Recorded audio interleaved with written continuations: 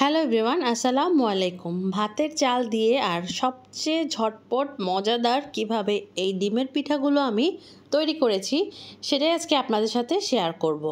আর সব সময় দেখা যায় বাসায় আতপ চাল থাকে না বা চালের গুঁড়া থাকে না, তো ইনস্ট্যান্ট কিভাবে এরকমভাবে চালটা ভাঙিয়ে আপনারা এই মজার মজার পিঠাটা তৈরি করে ফেলতে পারবেন সেটাই আপনাদের সাথে শেয়ার করব। আর ভিতরের অংশটা একটু আপনাদেরকে আগে দেখিয়ে নিচ্ছি। মাশাআল্লাহ, কতটা ভিতরে একদম সুন্দরভাবে সফট আর উপরের অংশটা ঠিক ততটাই ক্রিস্পি হয়েছে। তো এখন শেয়ার করছি আমি ঠিক কিভাবে তৈরি করেছি, প্রত্যেকটা মেজারমেন্ট সহই আপনাদের সাথে শেয়ার করার চেষ্টা করব। প্রথমে এখানে হাফ কেজি পরিমাণ নর্মাল ভাতের চাল, আমরা নাজিরশা চাল খাই, তো সেটাই এখানে নিয়ে নিয়েছি। এখানে আছে হাফ কেজি পরিমাণ চাল, আমি আগের দিন রাতে ভিজিয়ে রেখেছিলাম। আপনারা চাইলে সকালে ভিজিয়ে সন্ধ্যায়ও এটাকে পিঠা বানিয়ে নিতে পারবেন। তো রাতের বেলা ভেজানোর পরে সকালবেলা এটাকে আমি বেশ ভালো করে 3-4 বার পরিষ্কার পানি দিয়ে ধুয়ে নিয়ে নিয়েছি। তারপর একটা ব্লেন্ডার জার নিব। ব্লেন্ডার জারে এটাকে আমি 2 বারে ব্লেন্ড করব।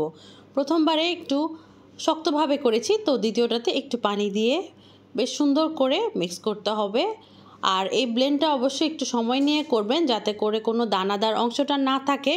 ঠিক এরকম একটা গ্রেভি আর আঠালোভাবে চালের গুঁড়াটা তৈরি হয়, এতে করে পিঠাগুলো অনেক বেশি সুন্দর হবে আর ফুলকো হবে। তারপরে একটা চপার নিয়ে এর মধ্যে 2টা বড় সাইজের পেঁয়াজ নিয়ে নিয়েছি। পেঁয়াজটা আমি কমই দেই, আর সাথে দিয়েছি অনেকগুলো মরিচ।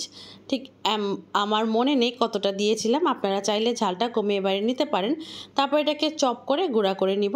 আর আপনারা এই কাজটা চাইলে হাত দিয়ে একদম মিহি কুচি করে পেঁয়াজ করতে পারবেন, আর হাত দিয়ে একদম মিহি কুচি করে কাঁচামরিচগুলো কেটে নিতে পারবেন। আমি কাজটা একটু ফাস্ট করার জন্য এই কাজটা করেছি। আর এখন দিচ্ছি ধনিয়া পাতা কুচি। অনেকগুলো ধনিয়া পাতা কুচি আমি এখানে দিয়ে দিয়েছি। ধনিয়া পাতাটা দিলে পিঠা থেকে খুবই সুন্দর একটা ঘ্রাণ আসে, খেতে অনেক অনেক ভালো লাগে। সাথে দিব এখন লবণ। পরবর্তীতে লাগলে আমি একটু চেখে অ্যাড করে দিব, একটা পিঠা বানানোর পরে চেক করে তারপরে লাগলে আমি অ্যাড করে দিব। আর এখন দিব হলুদের গুঁড়া। আর হলুদের গুঁড়াও দিলাম 1/4 টিস্পুন, মরিচের গুঁড়াও দিলাম 1/4 টিস্পুন। আর সাথে দিব জিরা গুঁড়া, এটাও দিব 1/4 টিস্পুন মতো। এগুলোকে এখন হাত দিয়ে বেশ সুন্দর করে একটু কচলে মিক্স করে নিব। এভাবে করেই ঠিক আলতোভাবে একটু এভাবে করে মিক্স করে নেবেন। তারপরে এই মিক্সচারটাকে আমি অ্যাড করে দিচ্ছি যে চালটাকে গুঁড়া করে রেখেছিলাম সেটার মধ্যে। যেহেতু এটা ভিজিয়ে ব্লেন্ড করেছি, তো এই পিঠাটাকে রেস্টে রাখার কোনো দরকার নেই। শুকনো গুঁড়ো দিয়ে করলে আপনারা অবশ্যই এটাকে রেস্টে রেখে তারপরে পিঠাটা বানাবেন। তো 1/4 টিস্পুন আদা রসুনের পেস্টও আমি দিয়ে দিলাম এর মধ্যে।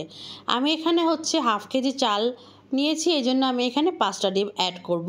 1 কেজি চাল নিলে সেখানে 10টা ডিম দিয়ে দিতাম, অথবা অনেকে দেখা যায় 1 কেজিতে 12 থেকে 13টাও অ্যাড করে থাকেন। আপনাদের ডিমটা বেশি পছন্দ হলে বেশি করে অ্যাড করবেন, কিন্তু আমার মনে হয় এইটুকুই যথেষ্ট হাফ কেজির জন্য। আমি সবসময় এইভাবেই করে থাকি, 5টা থেকে 6টা ডিম দিয়ে থাকি। ডিমগুলো একটু ছোট হলে আমি 6টা ডিম দিই। তো এখন ডিম দিয়ে মিক্সচারটাকে ভালো করে সময় নিয়ে সবগুলো এভাবে মিক্স করে নিতে হবে। এই যে দেখুন, এভাবে করে মিক্স করে নিতে হবে। মিক্স করার পরে কনসিস্টেন্সিটা আমি একটু দেখিয়ে দিচ্ছি। ঠিক এরকম বেশি পাতলা করা কিন্তু যাবে না, এতে করে পিঠাগুলো ছড়িয়ে যাবে, একটা শেপে আসবে না। আর বেশি ঘন করলে অনেক সময় ভিতরে কাঁচাও থাকতে পারে, তো এরকম করার চেষ্টা করবেন। আর একটা কড়াই বসিয়ে দিলাম, বেশ কিছুক্ষণ এটাকে গরম করেছি। বেশ কিছুক্ষণ গরম করার পরে এখন দিলাম তেল। সয়াবিন তেলটা আমি দিয়ে দিলাম, অনেক বেশি পরিমাণ দেওয়ার দরকার নেই, হাফ কড়াইয়ের মতো আমি দিয়েছি। তো তেলটা গরম হয়েছে কিনা চেক করার জন্য আমি একটু ব্যাটার ছেড়ে দেখলাম, সাথে সাথে উপরের দিকে উঠে গেছে। এখন বুঝতে হবে আমি পিঠাগুলো এখন দিতে পারবো। আর চুলার আঁচটা মিডিয়াম টু লো ফ্লেমে রাখবেন, হাই হিটে পিঠাগুলো ভাজা যাবে না, এতে করে অনেক সময় উপরের দিকে হয়ে যাবে কালার আর ভিতরে কাঁচা থেকে যাবে। তো মিডিয়াম টু লো ফ্লেমে তেলটা যেহেতু বেশ ভালো করে গরম হয়েছে, এই যে দেখুন পিঠাগুলো নিচের থেকেই উঠে আসবে, আপনাকে কিছুই করতে হবে না। তারপর একটু আলতো করে ঘুরিয়ে ঘুরিয়ে সুন্দর একটা কালার আসা পর্যন্ত এটাকে ভাজতে হবে। এক একটা পিঠা ভাজতে দেখা যায় 3 থেকে 4 মিনিট সময় লাগে, এর চেয়ে বেশি সময় কিন্তু লাগে না। আর ভিতরে হয়েছে কিনা সেটা চেক করার জন্য আমি একটা কাঠি নিয়ে নিব। কাঠিটা যদি ঠিক এরকম একদম পরিষ্কারভাবে উঠে আসে, বুঝতে হবে যে পিঠাগুলো ভিতর থেকে হয়ে গেছে। আর যদি ভিতরে অল্প একটু সাদা গুঁড়ি আসতো, এটাকে আরও কিছুক্ষণ ভেজে তারপরে উঠিয়ে নিতাম। এই যে মাশাআল্লাহ, আমার পিঠা কিন্তু রেডি। এভাবে করে একটা একটা করে সবগুলো আমি ভেজে ফেলেছি।